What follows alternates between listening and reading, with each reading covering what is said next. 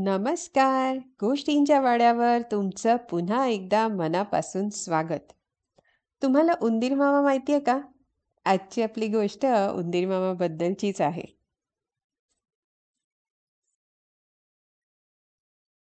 लोभीपणा केल्याबद्दल उंदराला धडा मिळाला. लालची उंदीर मामा ही गोष्ट लिहिली आहे हरमिंदर ओहरी यांनी. चित्र सुद्धा त्यांनीच काढली आहे. मराठी अनुवाद केला आहे प्रथम मुंबई टीम यांनी. गोष्ट प्रकाशित केली आहे प्रथम बुक्स आणि स्टोरी व्हीवर कम्युनिटी यांनी. लायसन्स्ड अंडर CC बाय 4.0 लायसन्स.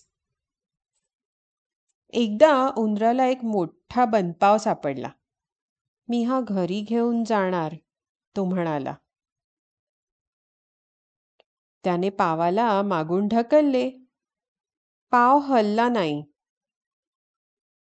त्याने पुढून खेचला, पण पाव नाही हलला. उजवीकडून ढकलला, पण पाव तरीही नाही हलला. पावाच्या मागून धावत येऊन डावीकडून धक्का दिला, पण पाव नाही हलला. पावाला दोरी बांधतो आणि खेचत खेचत घरी घेऊन जातो.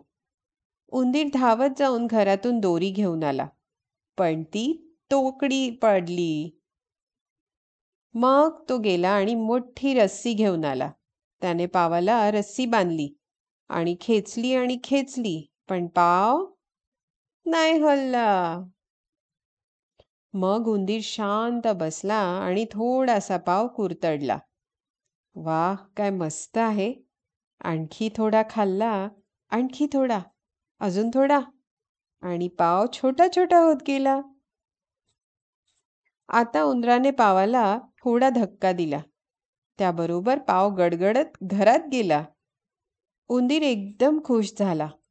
सगळा पाव त्याच्या घरात सही सलामत होता. पण उंदराने इतके काही खाल्ले होते की त्याचे पोट प्रचंड फुगले होते. उंदराला हलता येईना की डुलता येईना. स्वतः त्याने धक्का दिला, पण त्याचे शरीरच हलेना. उंदीर घरात घुसू शकलाच नाही. घराच्या बाहेर उंदीर पोट धरून बसला. मी एकट्याने एवढा पाव न खाता दुसऱ्या कोणाबरोबर तरी वाटून खायला हवा होता, असा विचार त्याच्या डोक्यात आला. पण आता तर खूप उशीर झाला होता. उंदीर मामा बाहेरच अडकले.